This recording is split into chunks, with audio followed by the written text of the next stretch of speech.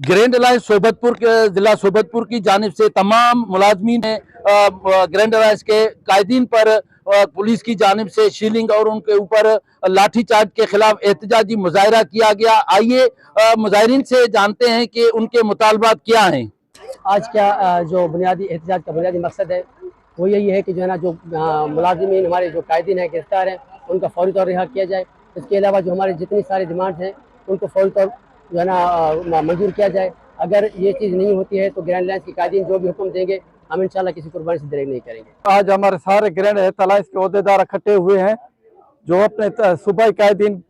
पर जो तशद्दुद हुआ है, जो उन पर लाठी चार्ज हुआ है, जो उनकी गिरफ्तारियां हैं, जो उन पर शेयरिंग हुई है, और हम पूरे तौर से पूरी ताकत से अपने कायदीन के साथ हैं। अगर ये हुकूमत हम पर मज़ीद तशद्दुद करेगी तो हम हर दफ्तर, हर इदारा,